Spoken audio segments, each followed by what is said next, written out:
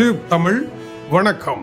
நாளை 10 மணிக்கு தமிழக முதல்வராக 120 ஆசனங்களுடன் விஜய் பதவியேற்கின்றார். விஜய் பதவியேற்கின்ற பொழுது அவருடைய புகைப்படத்தை பார்த்து புலம்பெயர் நாடுகளில் இருக்கின்ற இளையோர், புலம்பெயர் ஜென்சி தலைமுறையினர் என்று கூறப்படுகின்ற 18-25 வயதிற்கு இடைப்பட்டோர் முதலமைச்சராக விஜய் வருகின்றார், மகிழ்ச்சி, முதல் பெண்மணி எங்கே, தமிழகத்தினுடைய முதல் பெண்மணி யார் என்று அந்த புகைப்படத்தை பார்த்து நிச்சயமாக கேட்பார்கள். ஏன் அப்படி கேட்கின்றார்கள் என்றால், ஐரோப்பாவிலும் அமெரிக்காவிலும் சிறப்பாக மேற்கு நாடுகளில் ஒருவர் பதவி ஏற்கின்ற பொழுது அவர் அந்த நாட்டிற்கு முதல்வராக இருந்தால், அவர் ஆண் முதல்வராக இருந்தால் முதல் பெண்மணி யார், அவருடைய மனைவி என்று கூறுவார்கள்.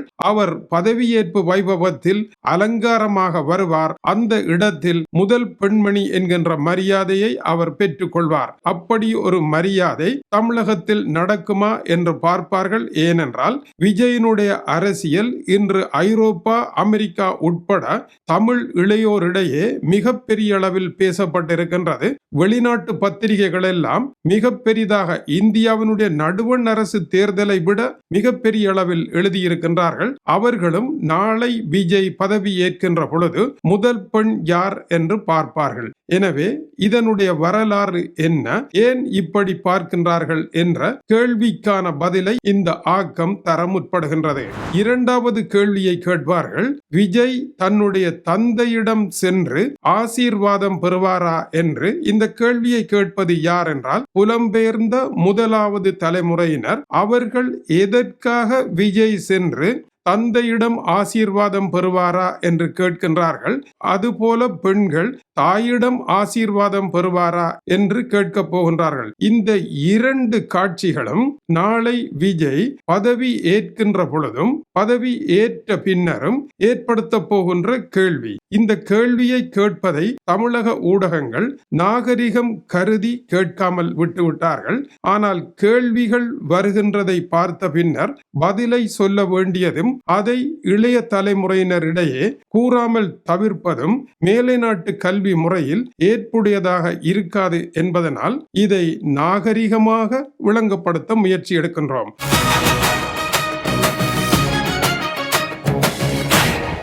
முதலாவதாக விஜயினுடைய அரசியல் பிரச்சனை தீர்ந்தது. காங்கிரஸ் கட்சி 5 ஆசனங்கள், விடுதலை சிறுத்தைகள் 2, இந்திய கம்யூனிஸ்ட் கட்சி 2, மார்க்சிஸ்ட் கட்சி 2, இந்திய யூனியன் முஸ்லிம் லீக் 2 என்று மொத்தம் 120 ஆசனங்களுடன் கவர்னரை சந்தித்து பதவி ஏற்கின்றார் விஜய். இது அரசியல் ரீதியான விடயம். பதவி ஏற்கின்ற பொழுது தமிழக முதல்வர் விஜய் ஓகே, ஆனால் தமிழகத்தினுடைய முதலாவது பெண்மணி யார் என்ற கேள்வி எழும். ஆனால் இந்தியாவினுடைய அரசியல் மரபுகளில் அதை காண முடியாவிட்டாலும் எப்படியாவது தனது மனைவியை பதவியேற்பு விழாவிற்கு அழைத்து வருகின்ற மரபு ஐரோப்பாவில் இருந்தது. முதலாவதாக பிரான்சில் சார்கோசியினுடைய பதவியேற்பு விழாவில் நடைபெற்றது என்ன?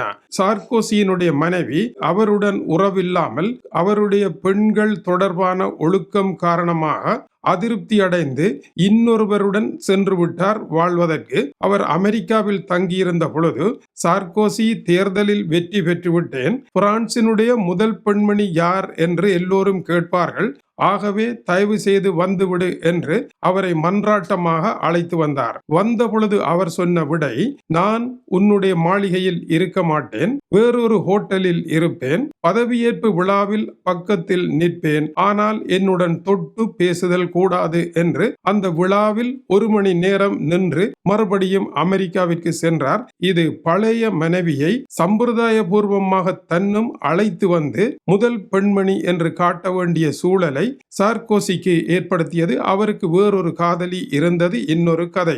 இது பிரான்சில் நடைபெற்றது. இரண்டாவதாக அமெரிக்க அதிபர் டொனால்ட் ட்ரம்ப் பதவியேற்ற பொழுது முதல் பெண்மணி யார் என்ற கேள்வி முதலாக 2016ஆம் ஆண்டு ஏற்பட்டது.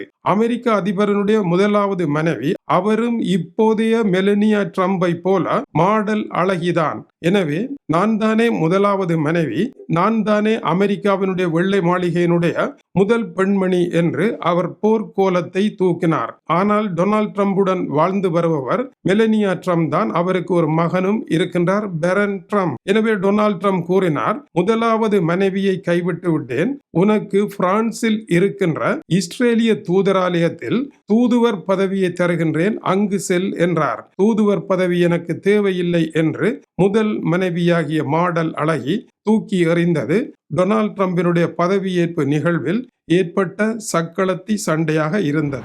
அடுத்த சுவாரஸ்யமான கதை, பிரான்சினுடைய இப்போதைய அதிபர் எமானுவேல் மேக்ரோன் பதவியேற்ற பொழுது அவருடைய முதல் பெண்மணி, பிரான்சினுடைய முதல் பெண்மணி யார்? அங்கு ஒரு விவகாரம் இருந்தது. அவருடைய மனைவி பிரான்சிய அதிபரை விட 23 வயதுகள் அதிகமாக உள்ளவர். பிரான்சிய அதிபர் எதற்காக 23 வயது அதிகமுள்ள ஒருவரை மணம் முடித்தார் என்றால், அவர் பாடசாலை மாணவனாக இருந்த பொழுது 15 வயதிலேயே தன்னுடைய இலக்கிய ஆசிரியராக இருந்த பெண்மணியை காதலித்திருக்கின்றார். அவரையே திருமணம் செய்ய விரும்பி திருமணமும் செய்திருக்கின்றார். அதனால் இருவருக்கும் இடையே 23 வயதுகள் வித்தியாசம் இருக்கின்றது. எப்பொழுதுமே மேற்கு நாடுகளில் முதலாவது பெண்மணி சுவாரஸ்யம் மிக்க ஒருவராகவே பேசப்படுகின்றார் பெண்களினால். இதன் பின்னதாக பிரான்சிய அதிபரனுடைய அரசியல் வாழ்க்கையில் கூட விமானத்தில் அவர் வந்த பொழுது அவருடைய மனைவி கன்னத்தில் தட்டியதாக கூறப்படுகின்றது. அது தற்செயலாக பட்டதாக கூறப்பட்டாலும் டொனால்ட் ட்ரம்ப் பிரான்சிய அதிபர் மீது கோபம் கொண்டு அவருடைய மனைவி கன்னத்தில் போட்ட போடில் அவருடைய தாடை பழுதாகிவிட்டது, அதுதான் அவர் வரவில்லை என்று கூறி கேலி செய்திருந்தார். இதை பிரான்சிய அதிபர் கடுமையாக கண்டித்திருந்தார். இதற்கு முன்னதாக தன்னை சின்ன டொனால்ட் ட்ரம்ப் என்று கூறிய பிரேசிலினுடைய முன்னாள் அதிபர் ஜெயா பொல்சோனாரோ பிரான்சிய அதிபருக்கும் அவருக்கும் இடையே பிரேசில் காடுகளை எரித்த விவகாரத்தில் சண்டை ஏற்பட்ட பொழுது தன்னுடைய மனைவி பிரான்சிய அதிபரனுடைய மனைவியை விட அழகானவர் என்று கூறி முதல் ஆண் போட்டியிலே தான் தோற்றுவிட்டாலும் முதல் பெண்மணி போட்டியிலே தன்னுடைய மனைவி வென்று விட்டார் என்று கூறினார்.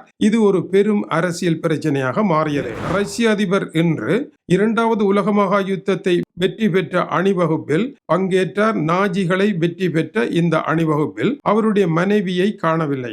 ரஷ்ய அதிபரனுடைய மனைவி எங்கே? முதல் பெண்மணி எங்கே? அவருக்கு வயதாகிவிட்டது, அவரை விவாகரத்து செய்துவிட்டார். அதன் பின்னர் மாடல் அழகி ஒருவரை மணம் முடித்தார். ஆனால் அவருடன் அவர் வெளியே வருவதில்லை. இதனால் இன்று முதல் பெண் இல்லாமலே அவர் தோற்றம் அளித்தார். இதுபோல முன்னர் பிரான்சினுடைய அதிபராக இருந்த ஒலந்த் பிரான்சிய படைகள் பாதுகாப்பாக வர ஹெல்மெட்டினால் தன்னுடைய தலையை மூடி மறைத்தபடி தன்னுடைய ஆசை நாயகியிடம் செல்வது வழமையாக இருந்தது. இது அவருடைய அரசியல் வரலாற்றில் இன்னொரு பெண்மணியினுடைய வரலாறாக இருந்தது. இப்படியாக அரசியல் வரலாற்றில் முதல் பெண்மணி யார் என்பது மேற்கு நாடுகளில் ஒரு பேசு பொருளாக இருக்கின்றது. அதனால் இன்றைய இளையோர் தமிழக முதல்வராகும் விஜய் திரைப்படங்கள் மூலமாக இன்றைய புலம்பெயர் இளையோரினால் நன்கு அறியப்பட்டவராக இருப்பதனால் இந்த கேள்வியை அவர்கள் கேட்பார்கள். இன்ஸ்டாகிராமினால் இந்த இளையோரனுடைய மனங்களை தொட்ட விஜயினுடைய ஐடி விங் இதற்கு என்ன பதில் சொல்ல போகின்றது என்பது நாளைய சுவாரஸ்யமான கேள்வியாகும். 2வது புலம்பெயர் முதலாவது தலைமுறை அடுத்த கேள்வியை கேட்க போகின்றது. தந்தையை சென்று காண்பாரா? விஜய்க்கும் அவருடைய தந்தைக்கும் இடையே முரண்பாடு இருப்பதாக பேசப்பட்டாலும் கூட எதற்காக அவர் தந்தையை சென்று பார்க்க வேண்டும்? எம்ஜி ராமச்சந்திரன் பாணியில் விஜய் சாட்டையை எடுத்து சுழற்றி வந்திருக்கின்றார். அப்படி வந்தவர் தாயை வணங்க வேண்டும். எம்ஜி ராமச்சந்திரன் தாயினுடைய படத்தை வணங்காமல் வீட்டை விட்டு வெளியே இறங்குவதில்லை என்று கூறுவார்கள். அவருக்கு தந்தை இல்லை. ஆனால் தான் முதலமைச்சராக பதவியேற்றவுடன் அவர் சென்றது யாரிடம் என்றால் MK ராதா வீடுதான். MK ராதா வேறு, அவரை துப்பாக்கியால் சுட்ட MR ராதா வேறு.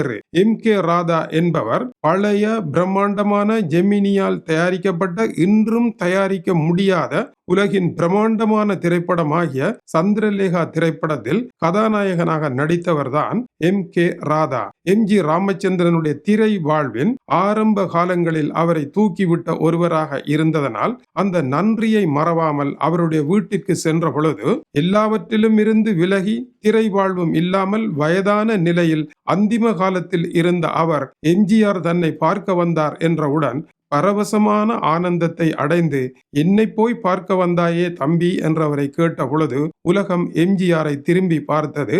அவர் வந்த பாதையை மறக்கவில்லை, தந்தையை போன்ற ஒருவரை மறக்கவில்லை என்பதை எம்ஜி ராமச்சந்திரன் உலகத்திற்கு காட்டினார். இதுபோல மேலும் பல பெரியவர்களை அவர்கள் வீடு தேடி சென்று வணங்கி ஆசீர்வாதம் பெற்று அதன் பின்னர் அதிகாரத்திற்கு வந்தார். எனவேதான் விஜய் அவர்களும் அதே பாணியில் வருகின்றபடியால் சந்திரசேகர் அவர்களிடமும் ஆசீர்வாதம் பெறுவாரா என்ற கேள்வி முதலாவது தலைமுறை மக்களிடையே இருக்கும். இந்த 2 கேள்விகளை தவிர தமிழகத்தில் ஒரு கேள்வி இருக்கின்றது. தமிழகம் என்பது உலக சரித்திரத்தை படைத்த ஒரு மண். கிரேக்க தத்துவ நூல்களை எடுத்தீர்களாக இருந்தால் அங்கே எந்த ஒரு பெண் தத்துவ ஞானியும் கிரேக்க தத்துவத்தில் கிடையாது. எனவேதான் கிரேக்க தத்துவம் ஒரு இடத்தில் தோல்வி அடைந்தது. ஆனால் கிரேக்கத்தினுடைய தத்துவ ஞானிகளினுடைய காலத்திற்கு முன்னரே 7வது நூற்றாண்டளவில் சம்பந்தர் தமிழகத்தில் பாடுகின்றார், பெண்ணின் நல்லாளோடு பெருந்தகை இருந்ததே என்று. எனவே சிவன் ஆண்பாதி பெண்பாதியாக இருந்தான் என்று அவர் அன்று பாடுகின்றார். இந்த பாடலானது ஆணும் பெண்ணும் சமம் என்கின்ற சமத்துவத்தை 50க்கு 50 என்பதை அந்த தெய்வத்தினுடைய ஆலயத்தில் கண்டு அவர் பாடினார். தமிழகம் உலக வரலாற்றை விட சுமார் 700 ஆண்டுகளுக்கு முன்னரே ஆண் பெண் சமத்துவத்தை கண்ட ஒரு கலாச்சாரத்தை கூறியது என்பதனால் முதல் பெண் யார் என்ற கேள்வியை பக்தர்கள் எழுப்புவதும் வழமையாக இருக்கும். இந்த 2 கேள்வியையும் தமிழக ஊடகங்கள் கேட்க தவறியதற்கான காரணத்தில் நியாயம் இருக்கின்றது. இது நாணம் தரும் கேள்வியாக இருப்பதனால் அவர்கள் கேட்கவில்லை. ஆனால் வெளிநாடுகளில் இது நாணம் தரும் கேள்வி அல்ல, நியாயமான கேள்வியாக கேட்பார்கள். அதனால் தான் இதை நாங்கள் கேட்கின்றோம். எனவே பெருமனது கொண்டு இதை கேட்கலாமா என்று கேட்காதீர்கள். ஒரு கேள்வியை கேட்காமல் விடுவதை விட அந்த கேள்விக்கு பதில் ஒன்று வர வேண்டுமாக இருந்தால் கேட்க வேண்டியது அவசியம். ஏனென்றால் விஜய்க்காக மட்டும் நாங்கள் பேச முடியாது, முதல் பெண்மணிக்காக வேண்டியும் நாங்கள் பேச வேண்டியது அவசியமாகும். இது டியூப் தமிழனுடைய உலக செய்திகளுக்காக டென்மார்க்கில் இருந்து கீசே துரை. வணக்கம் உறவுகளே.